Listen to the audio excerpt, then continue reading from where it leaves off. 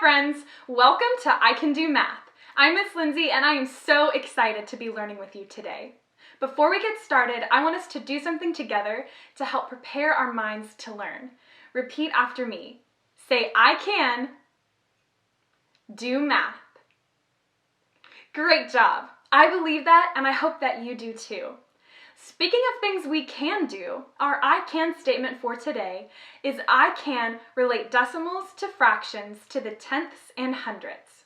I'm going to be asking you questions in today's video, so it's really important that you're listening, responding, and pausing the video when you need to.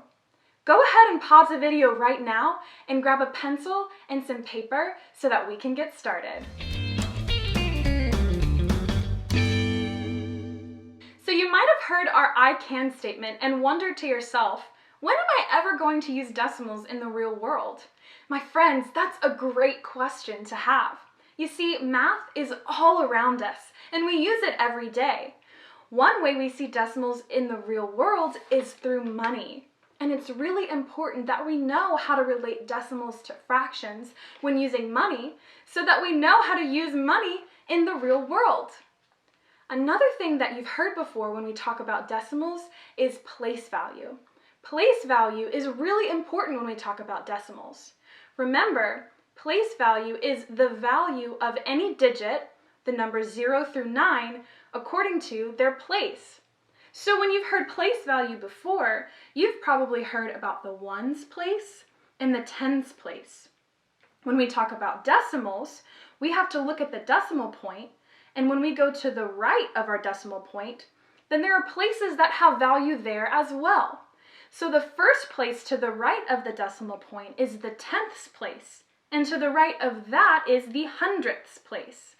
Notice how I said tenths and hundredths. Now I want you to go ahead and pause the video and draw a chart that looks like this. It doesn't have to be perfect, but we're going to be filling this in together. Now, I have $1 here, and we're going to be looking at $1 first to relate decimals to fractions. And you already know how to write money using a decimal point. So go ahead and look at your chart, and let's do that together. So I have $1. I'll use my dollar sign and write 1.00.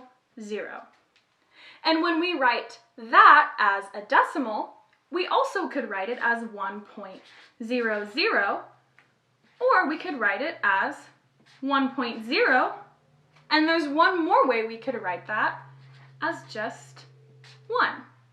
So $1 as a fraction is 1, because when we talk about money, the dollar is our whole. You know what that sound means? That's right, it's time to talk about our new math term. And you've probably already guessed that our new math term is decimal. We've talked about decimals, but we haven't talked about what they actually are. You see, decimals are another way to write a part of a whole, just like with fractions. Remember, fractions are also parts of a whole. So when we're writing a decimal, whatever is to the left of the decimal point is a whole, and whatever's to the right of the decimal point is a part. So when we talk about money, cents are part of $1, or cents are the part of our whole. So here I have 50 cents, and we're going to write 50 cents in terms of money. So tell me, am I going to write 50 cents to the left of my decimal point or to the right? That's right.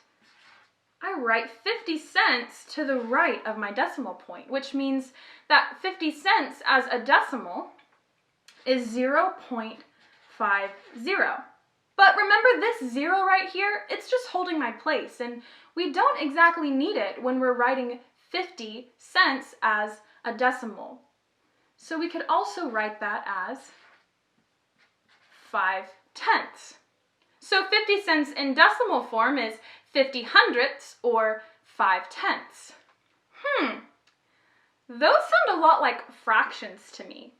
So how would you write 50 hundredths as a fraction? Did you say 50 over 100? Because that's right. 50 over 100 is the same thing as 50 hundredths. And we would also write that that equals 5 tenths. But we know that 50 cents is half of $1, which means that 50 over 100, or 5 over 10, equals 1/2. Now I want us to look at 25 cents. And pennies are going to go in our hundredths place. A penny equals 1 cent, and that's smaller than $1.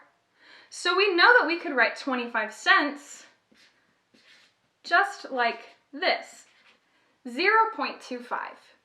Now here's where I want you to pause the video and write 25 cents for me as decimals and fractions. So 25 cents as a decimal is 25 hundredths.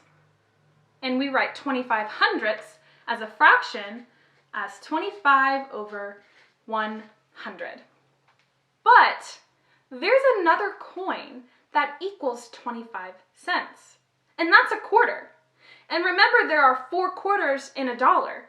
So 1 quarter is 1/4 of $1, or 25 cents is 1/4 of $1.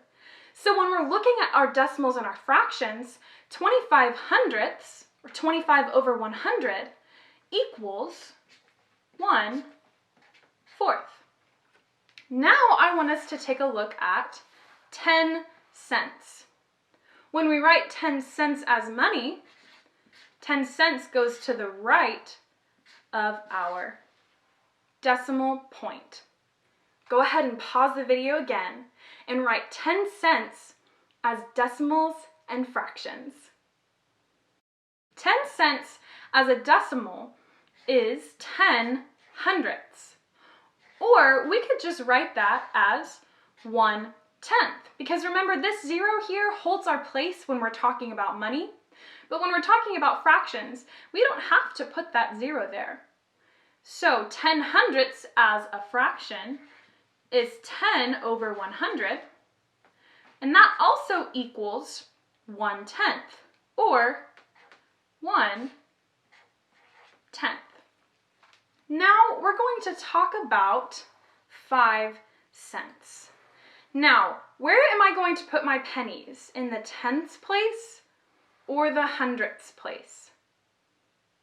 That's right, my pennies, remember, they go in my hundredths place. And so you can see on our place value chart that there's a space here in the tenths place, and then my pennies in the hundredths place. So when I write 5 cents as money, I write 0.05, because this 0 here holds this place. When I write 5 cents as a decimal, I write that as 5 hundredths. See, because the pennies are in the hundredths place. Now when I write that as a fraction, remember our fractions sound a lot like the name of our decimal. So if my decimal is 5 hundredths, my fraction is 5 over 100. So we're going to try one more, and that's going to be 1 cent. So now I'm not going to fill in anything for you. I want you to tell me, how would you write 1 cent as money, decimals, and fractions? Go ahead and pause the video and try it. We write 1 cent with money as 0.01. Remember, this 0 here holds this tenths place because we don't have anything in the tenths, but we do have 1 cent in the hundredths place. So as a decimal, 1 cent is written as 1/100th. And that sounds a lot like the fraction 1/100th, or 1 over 100. Great job! In today's video, we learned how to relate decimals to fractions. Remember, a decimal is another way to write a part of a whole. just like fractions. You did so great today. Thank you for helping me fill out our chart. You truly can do math. That's all we have time for today, but I'll see you guys next time.